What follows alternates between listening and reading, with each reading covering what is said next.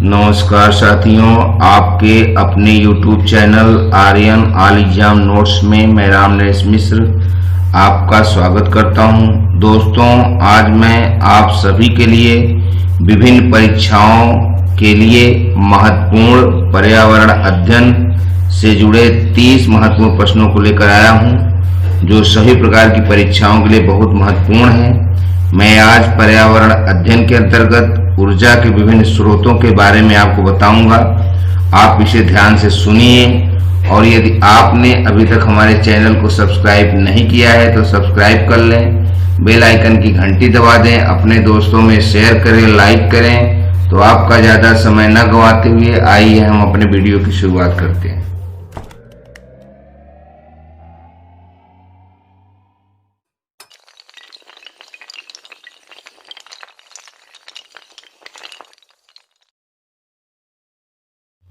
दोस्तों, वर्तमान परिवेश में पर्यावरण का अध्ययन बहुत आवश्यक है। आज संपूर्ण देश विभिन्न प्रकार की परेशानियों से जूझ रहा है, अतः हमें पर्यावरण के अध्ययन द्वारा अपने वातावरण को शुद्ध रखने का प्रयास करना चाहिए। आज हम पर्यावरण के अंतर्गत ऊर्जा के विभिन्न स्रोतों के बारे में बताएंगे। इन्हीं तमाम स्रोतों के अंतर्गत परीक्षाओं में प्रश्न पूछे जाते हैं। तो हमारा पहला प्रश्न है, जंतु एवं पादप अपशिष्ट जैव निम्नीकरण से प्रदान करते हैं। तो किससे प्रदान करते हैं? यहाँ दिए गए ऑप्शनों में से ऑप्शन ए सही है, बायोगैस। जंतु एवं पादप अपशिष्ट जैव बायोगैस से प्रदान करते हैं। प्रश्न 2, बायोगैस में मुख्यतः होता है। तो यहाँ दिए गए ऑप्शनों में से सही ऑप्शन ए है, मीथेन। बायोगैस में मुख्यतः मीथेन होता है। प्रश्न 3, जब कोयले को वायु की उपस्थिति में गर्म करते हैं तब निकलती है। तो क्या निकलती है? यहाँ दिए गए ऑप्शनों में से ऑप्शन बी सही है, कोल गैस। जब कोयले को वायु की उपस्थिति में गर्म करते हैं तब कोल गैस निकलती है।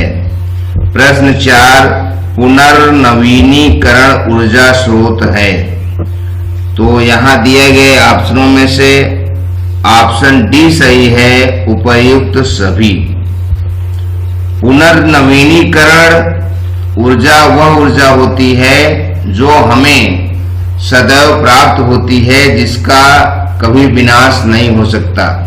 ऐसे ऊर्जा स्रोतों में जलधारा भी है, वायु भी है और सूर्य का प्रकाश भी है। प्रश्न 5, पेट्रोलियम परिष्कृत प्रक्रिया में अवशिष्ट पदार्थ हैं। तो यहाँ दिए गए ऑप्शनों में से ऑप्शन बी सही है, केरोसिन। पेट्रोलियम परिष्कृत प्रक्रिया में अवशिष्ट पदार्थ केरोसिन है।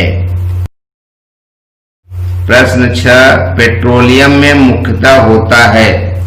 तो यहाँ दिए गए ऑप्शनों में से ऑप्शन ए सही है, कार्बन और हाइड्रोजन। पेट्रोलियम में कार्बन और हाइड्रोजन पाया जाता है। प्रश्न 7, प्रकाश संश्लेषण के समय प्रकाश ऊर्जा परिवर्तित होती है। तो यहाँ दिए गए ऑप्शनों में से ऑप्शन डी सही है, रासायनिक ऊर्जा में।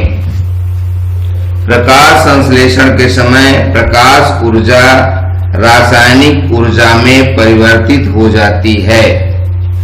प्रश्न 8, निम्नलिखित में से कौन सा सरल ऊर्जा स्रोत है? तो यहाँ दिए गए ऑप्शनों में से ऑप्शन सी सही है, विद्युत ऊर्जा। विद्युत ऊर्जा एक सरल ऊर्जा है। प्रश्न 9, बायोगैस का मुख्य घटक है। तो यहाँ दिया गया ऑप्शन ए सही है, मीथेन और कार्बन। बायोगैस का घटक मीथेन और कार्बन है। प्रश्न 10, सौर सेल का उपयोग किया जाता है। तो यहाँ दिए गए ऑप्शनों में से ऑप्शन बी सही है। कृत्रिम उपग्रहों में सौर सेल का उपयोग कृत्रिम उपग्रहों में किया जाता है। प्रश्न 11, सीएनजी गैस का मुख्य घटक है। तो यहाँ दिए गए ऑप्शनों में से ऑप्शन ए सही है, मीथेन। सीएनजी गैस का मुख्य घटक मीथेन होता है। प्रश्न 12, गैसोहाल है। तो यहाँ दिया गया हमारा ऑप्शन ए सही है, पेट्रोल धन एल्कोहल का मिश्रण। गैसोहाल पेट्रोल और एल्कोहल का मिश्रण मिलके बनता है। प्रश्न 13, भारत का सबसे बड़ा पवन ऊर्जा फार्म स्थित है। तो ये किस राज्य में स्थित है? यहाँ दिया गया ऑप्शन बी सही है, तमिलनाडु में। भारत का सबसे बड़ा पवन ऊर्जा फार्म तमिलनाडु में स्थित है। प्रश्न 14, एलपीजी गैस का मुख्य घटक है। तो यहाँ दिया गया ऑप्शन ए सही है, ब्यूटेन। ब्यूटेन एलपीजी गैस का मुख्य घटक है। प्रश्न 15, सीएनजी है एक, तो क्या है? यहाँ दिया गया ऑप्शन बी सही है, प्राकृतिक गैस। सीएनजी एक प्राकृतिक गैस है। प्रश्न 16, निम्न में से कौन जीवाश्मी ईंधन नहीं है? तो यहाँ दिया गया ऑप्शन सी सही है, बायोगैस। बायोगैस जीवाश्मी ईंधन नहीं है। शेष सीएनजी, डीजल, केरोसिन जीवाश्मी ईंधन है। प्रश्न 17, बांध में एकत्र जल है। तो ये क्या है? यहाँ दिया गया ऑप्शन सी सही है, जल विद्युत का स्रोत। जल विद्युत बनाने के लिए बांध में एकत्र जल का प्रयोग किया जाता है। प्रश्न 18, एलपीजी में मुख्यतया पाई जाती है। तो क्या पाई जाती है? यहाँ दिए गए ऑप्शनों में से ऑप्शन बी सही है, ब्यूटेन। एलपीजी में ब्यूटेन पाई जाती है। प्रश्न 19, सीएनजी का विस्तृत रूप है। तो यहाँ दिए गए सीएनजी के विस्तृत रूपों का सही ऑप्शन जो है वो बी है, कंप्रेस्ड नेचुरल गैस। सीएनजी का full form compressed natural gas होता है। प्रश्न 20, एलपीजी का विस्तृत रूप है। तो यहाँ दिया गया ऑप्शन ए सही है, लिक्विफाइड पेट्रोलियम गैस। एलपीजी का full form liquefied petroleum gas होता है। प्रश्न 21, निम्न में से कौन एक द्रवीय ईंधन है? तो यहाँ दिया गया ऑप्शन सी सही है, केरोसिन। केरोसिन एक द्रवीय ईंधन है। प्रश्न 22, निम्न में से कौन एक नवीकरणीय ऊर्जा स्रोत नहीं है? तो यहाँ दिया गया ऑप्शन डी सही है, कोयला। कोयला एक नवीकरणीय ऊर्जा स्रोत नहीं है। शेष जल, वायु, बायोगैस नवीकरणीय ऊर्जा के स्रोत हैं। प्रश्न 23, सर्वाधिक ऊष्मा मूल्य है। तो किसकी सर्वाधिक ऊष्मा मूल्य होती है, अर्थात हीट वैल्यू सब ज्यादा किसकी है? तो यहाँ दिया गया ऑप्शन बी सही है, मीथेन का। मीथेन का सर्वाधिक ऊष्मा मूल्य होता है। प्रश्न 24, निम्न में से कौन एक जीवाश्मी ईंधन नहीं है? तो यहाँ दिया गया ऑप्शन ए सही है, ईंधन की लकड़ी। ईंधन की लकड़ी एक जीवाश्मी ईंधन नहीं है। शेष पेट्रोल, डीजल, केरोसिन जीवाश्मी ईंधन है।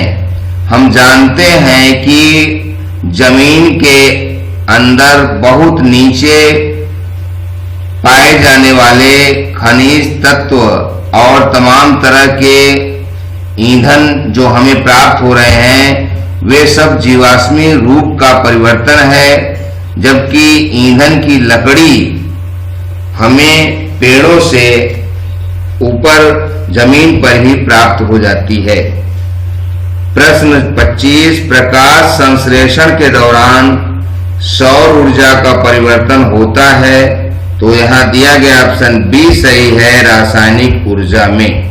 प्रकाश संश्लेषण के दौरान सौर ऊर्जा का परिवर्तन रासायनिक ऊर्जा में होता है। प्रश्न 26, सौर सेल का उपयोग निम्न में से किसके लिए विद्युत उत्पादन में किया जाता है, तो यहाँ दिया गया ऑप्शन ए सही है, उपग्रह। सौर सेल का उपयोग उपग्रह में विद्युत उत्पादन के रूप में किया जाता है।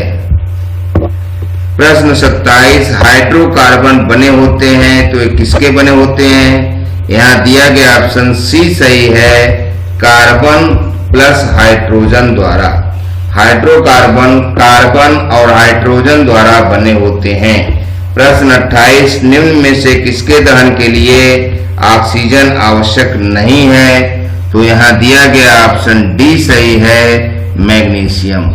मैग्नीशियम दहन के लिए ऑक्सीजन की आवश्यकता नहीं होती है। शेष कोयला, पेट्रोल, डीजल दहन के लिए ऑक्सीजन की आवश्यकता होती है।